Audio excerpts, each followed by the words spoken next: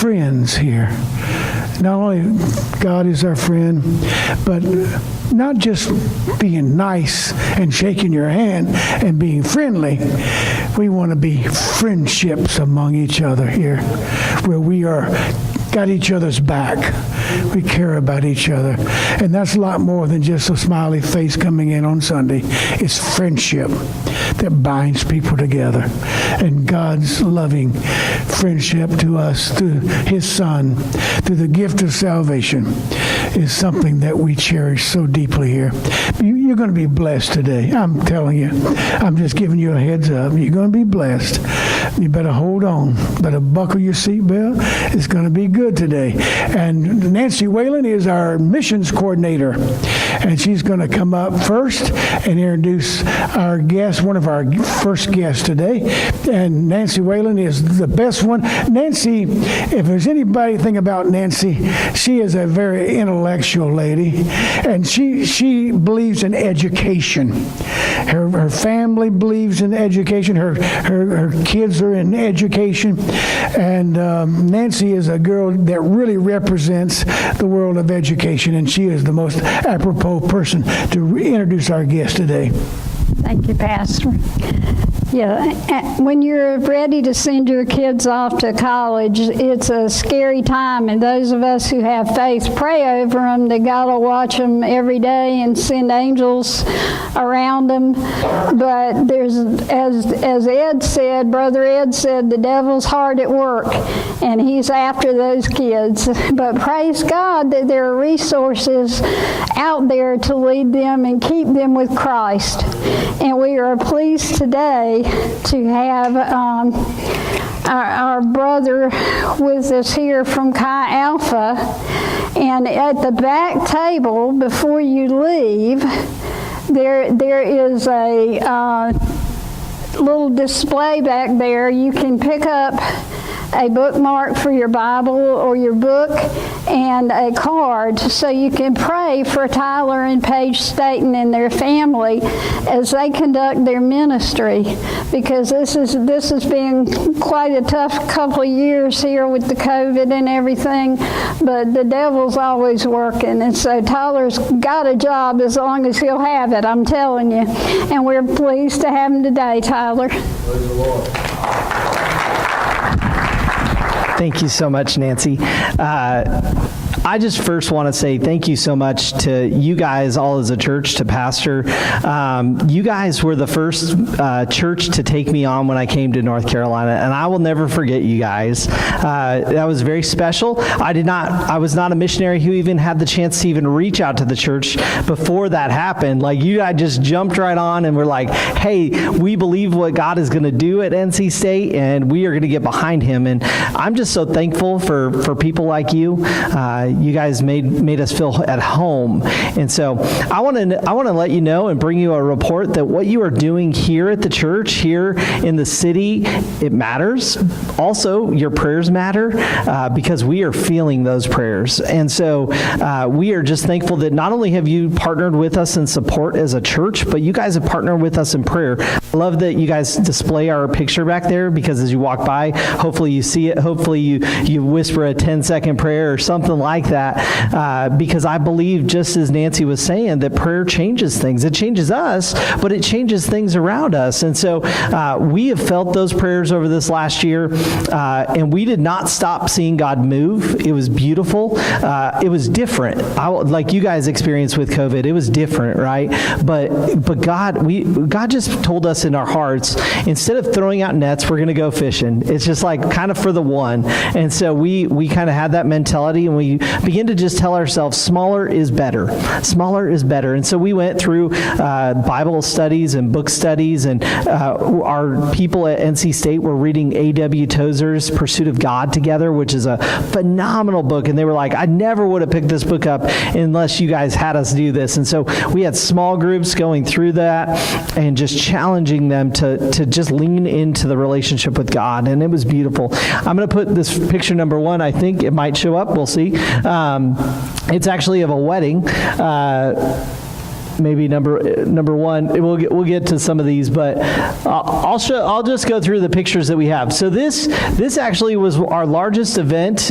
This is called Something in a Mug. We do this every year. It's our annual event. There's a few pictures of this event specifically. We go right outside the student center. We set out coffee mugs. We let students come and grab these coffee mugs, and then they get to keep them. But before they go, they can fill them with some beverage of their choice.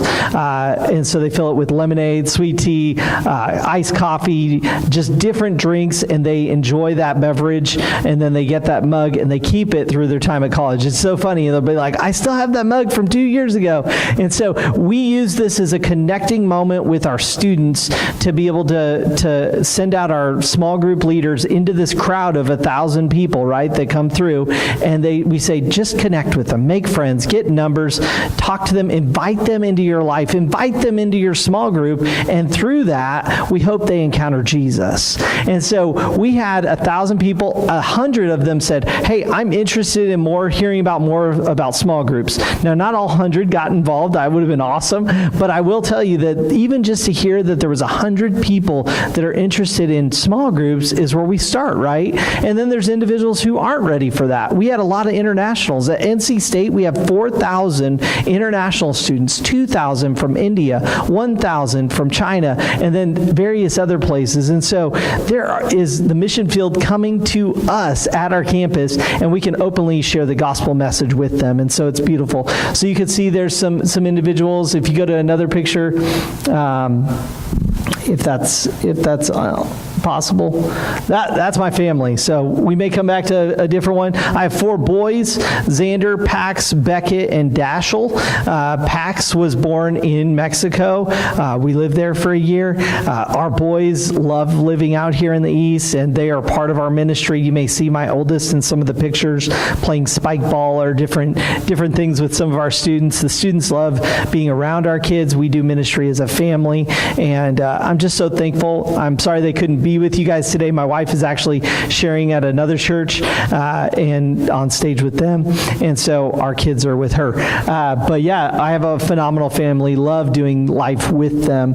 We actually started homeschooling during the pandemic. We never thought we would do that. We swore that homeschooling was crazy, but because of the pandemic, we were like, let's try it. We need some consistency in our life with our kids, so we decided to homeschool them, and through that, we were able to realize that we actually really enjoyed it. I've been doing Bible in the morning with them as we do morning meeting, and we went through the book of Matthew, and this year we're going through creation to the Greeks and just talking about different things, and our kids have asked questions that are so beautiful, and I just love that they're exploring their faith and that we get to be there with them to answer those questions. If you click on another picture, I'll let you know. This is the wedding I was talking about. Now, this was a special wedding because this is an international couple from South Africa who was at NC State. She's in our ministry, actually one of our leaders. Her name's Priscilla. Married her husband, Daniel, during the pandemic, January 3rd.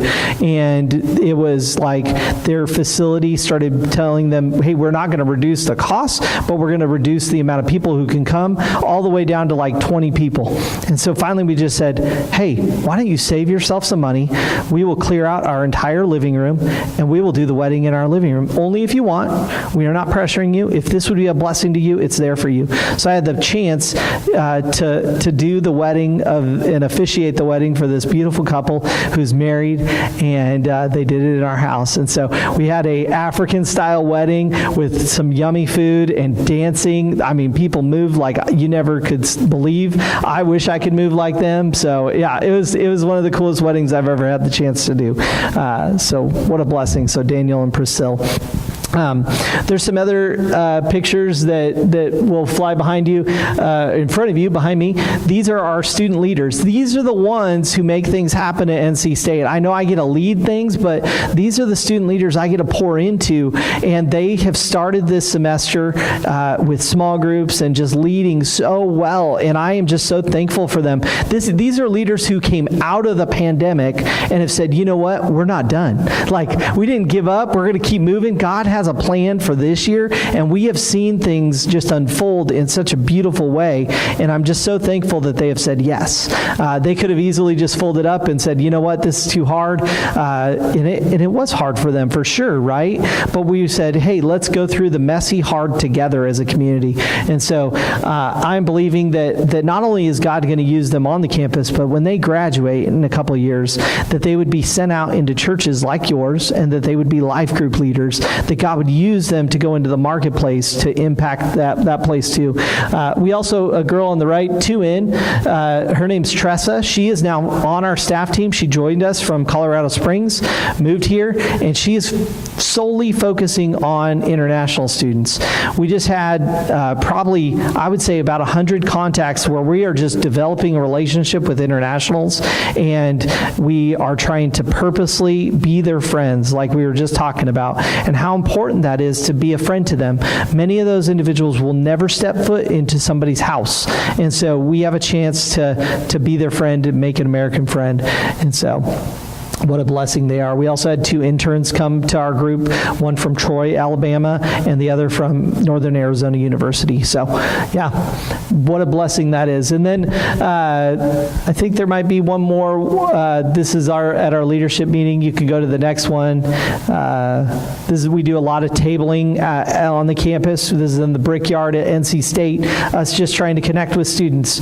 Whatever that means, we'll give them candy, but really the ultimate goal is just to connect and have conversation. So one of the things you guys can be praying for, I think that's probably good on the pictures, is we are getting ready for a fall retreat.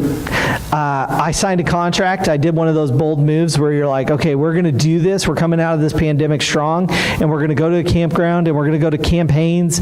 And I asked UNC Chi Alpha, I said, hey, let's partner together. Let's figure this out. And I was like, God, I have no idea how we're going to do this, but hopefully we could at least have 40 students, 40 people come to our fall retreat.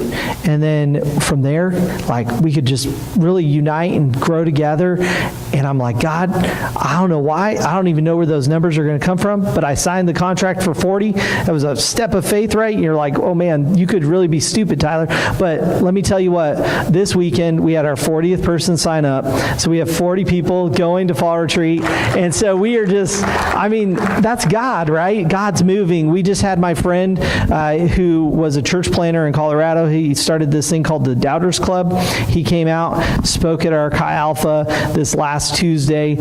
We had an atheist in the room who stood up, asked a question, and said, hey, I'm an atheist. And awesome thing is, the speaker who was there, he also was a previous atheist who came to Christ and now has written this book called The Doubters Club. And we are just seeing great conversations happen, not in an argumentative way, but in just a conversational way where we could say, hey, how about this? What if you and I were just to pursue truth together? Let's find and seek truth. And you know what happens when you do that? Truth always rises to the top. And so I pray that that is the same for your conversations, for your friends, and that they would find the truth in Jesus. And so we are thankful for you. You are a blessing. Don't stop praying for us because we need it. God is moving. Thank you so much. Thank you, sir. Thank you.